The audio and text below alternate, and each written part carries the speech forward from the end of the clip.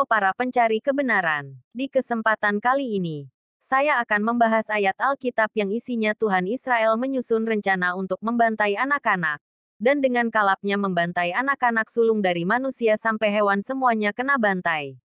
Dan beginilah bunyi ayatnya menurut beberapa macam versi Alkitab. Berkatalah Musa, beginilah firman Tuhan. Pada waktu tengah malam aku akan berjalan dari tengah-tengah Mesir.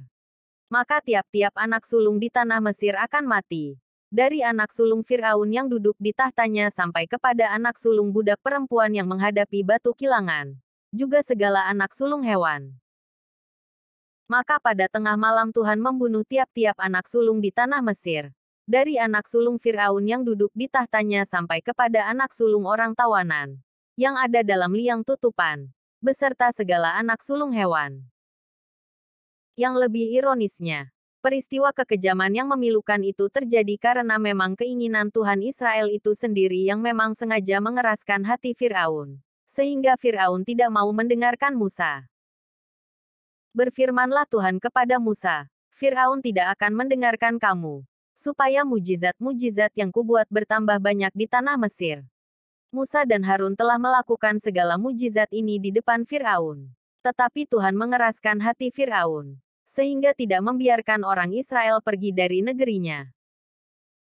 Padahal ke rakyat Mesir aja Tuhan Israel bisa membuat mereka bermurah hati.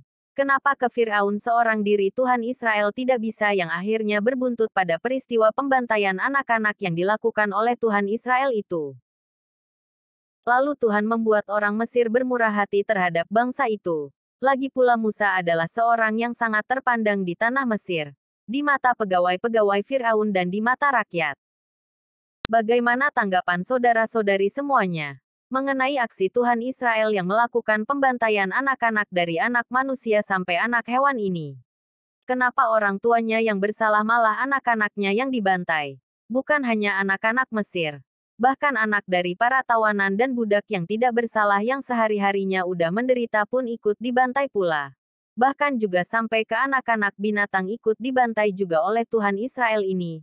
Apakah aksi kalap ini memang harus begitu jauh sampai ke sana dilakukan oleh Tuhan Israel ini?